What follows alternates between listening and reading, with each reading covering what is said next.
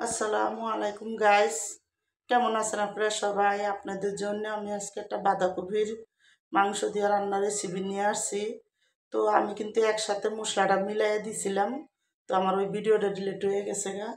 তো দেখুন আমি মাংস ভিতরে কিন্তু এখানে বেশি করে পেঁয়াজ দিছি আধা কাপ, তারপরে কিন্তু লবণ দিছি 1 চামচ, হলুদের গুঁড়া দিছি 1 চামচ, তারপরে ধনিয়ার গুঁড়া দিছি, আমি ধনিয়ার গুঁড়াও দিছি এখানে 1.5 চামচ, কাঁচামরিচ বাটা দিছি এখানে আমি 5-6টা কাঁচামরিচ বাটা দিছি, আর অল্প করে লাল মরিচের গুঁড়া দিছি, দিয়ে আদা রসুন দিছি এখানে 3-5 চামচ দিয়ে, তারপরে কিন্তু এখানে আমি দেখুন 2-3 টুকরা এলাচি, দারচিনি, লং মিলাইয়া একসাথে দিয়ে দিছি। দিয়ে তো আমি মাংসটা ভালো করে একসাথে মিলাই বসাই দিছিলাম। মাংসটা যখন ভালো করে কষানো হয়ে গেছে, অর্ধেক গলে গেছে, তখন আমি বাঁধাকপিটা দেখুন দিয়ে দিছি।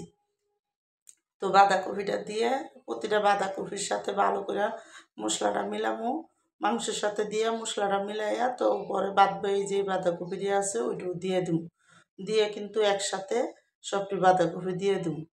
তো এখন দেখুন সবটি বাঁধাকপি দিয়ে দিতেছি আমি এখানে, সবটি দিয়ে ভালো মতন কিন্তু চুলার আঁচটা মিডিয়ামে রাইখা তারপরে আমি বাঁধাকপিটা একটু যখন উন্নাইব তখন ভালো করে লাড়া দিব। তো দেখুন এখন যখন বাঁধাকপিটা অনেকটি পানি উঠে গেছে, তখন আমি বাঁধাকপিটা মশলার সাথে ভালো করে মিলাইয়া একটু বাঁধাকপিটারে কষায় নিব।